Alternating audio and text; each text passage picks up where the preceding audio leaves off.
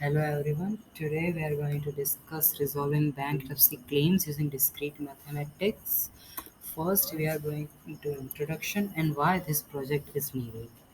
With the evolution of civilization and rising industrialization, economic development has seen major height. The consequences of this is that fair management of the money of the people has been a troublesome task. Many countries have defined their own body in the state, which looks over the legitimate cash flow in business. But sometimes the evolving startups crash vigorously, and what rises is a major issue of bankruptcy. If you declare bankruptcy in India, it would be most likely negatively affect your credit rating, making it more difficult for you to obtain a new loan. Although hearing about a bankruptcy of the company you have invested in is never a piece of good advice, but following the procedure of claiming the assets, one can at least get some, if not 100% of what was invested. Now we are going to discuss some of the algorithms which are used to resolve this bankruptcy. The first algorithm is total equality, which distributes the loss equally among all claimants. As you can see in the example, this can get pretty unfair. In this example, we are taking three claims of 150, 120, and 30, and the total estate is 150. We can see the total loss is 150, which then divided into three claimants.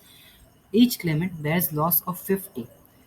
This is no problem for the first two claimants, but for the third claimant, they will have to pay 20 rupees to subsidize the estate, which is not fair as all of the claimants are already in the loss. The next approach is the natural approach, in which we give each claimant a claim which is proportional to their original claim.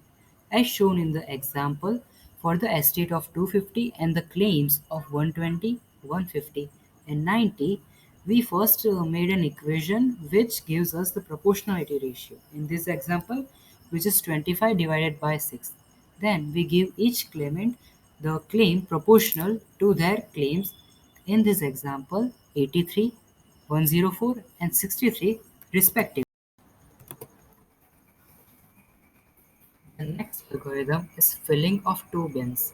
This approach works very well for a large number of claimants. Here we represent each claimant as a bin which is filled by the liquid estate. In the example shown, there are three claimants with the claims 120, 90, and 30, and the total estate is 210. First, we give each claimant 30 rupees, and the third claimant's claim is resolved. As you can see in the figure, the bin is full. Now, for the remaining claimants, we give each claimant 60 rupees each, and the second claimant's claim is resolved, and the second bin is full. Now, the remaining claimant gets the rest of the estate. The loss for each claimant is as follows: 30, 0, and 0. As you can see, the claimant with the highest claim, it is pretty unfair. The next algorithm or the method is Shapley values. Here we make a table for all possible combinations of ordered claimants and give them their claims until the estate is exhausted. For example, in the table, the queue is CA, CB, and CC. Here, first CA's claim will be resolved. So A will get their full claim 180. After that, CB's claim will resolve and they will get 60. Now the estate is exhausted, so C gets nothing. Thus, we write all the possible combinations and resolve their claims. After this, we take the average of each of the claims, which are Shapley values for them. In the end, A gets 133 rupees, B gets 73 rupees, and C gets 34 rupees. The next method is contested garment rule. The idea is that depending on the size and amount of the claim, one or more person can claim the some amount of money belongs to them uncontested. For example, we have two claims of 350 and 100 respectively for an estate of 250. Now here B requires only 100. So A can claim the rest of 150 rupees. So therefore A gets 150 rupees before, and then the remaining 100 will be split equally among the claimants, resulting in A getting 200 and B getting 50. Now this approach works only for two claimants. What if there are more than two claimants? For this we have proposed an improvement on this algorithm. Suppose there are more than two claimants and sum of the second highest claimant to the lowest claimant is less than the total estate. Then the claimant with the highest claimant can claim the unaccounted claim. Let's understand this through an example. For an estate of 300, there are four claimants: 210, 150, 60, and 40. As you can see, C1's uncontested claim against the rest is 50, while others' uncontested claim is 0. Therefore, we first give C1 50 and then divide the remaining 250 equally among all the claimants. After the first distribution, C4's claim is resolved. Therefore, after first distribution, the condition remaining is 120, 80, 20, 0 respectively, and the estate is 90. We repeat this procedure until the estate is exhausted. In the end, the final claims are 85, 45, 0, and 0 respectively. The next algorithm is loss of mnemonics.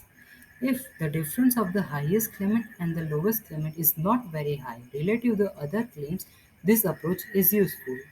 In this approach, we give the highest claimant the difference to equalize the loss with the second highest claimant. And after that, we give first and second highest claimant the difference to equalize their loss with the third highest claimant. For example, three claims 150, 110, and 70, the estate is 210. First, we give A 40, equalizing their claim with B. The situation now is 110, 110, and 70. The remaining estate is 170. Now we give A and B 40, equalizing their claim with C. The situation now is 70, 70, 70, while the remaining estate is 90. Now we distribute the remaining estate among the three claimants equally. The resulting situation is 40, 40, and 40. By this method, all the claimants get 110, 70, and 30 respectively, and the estate has been fully utilized. The next method is reinvesting the estate. In this method, the bank would postpone paying the claimants for now and invest the remaining estate at the current interest rate. And when the money grows, the bank will pay the claimants their full claims. This method includes the market risk. Therefore, all the claimants have to agree beforehand.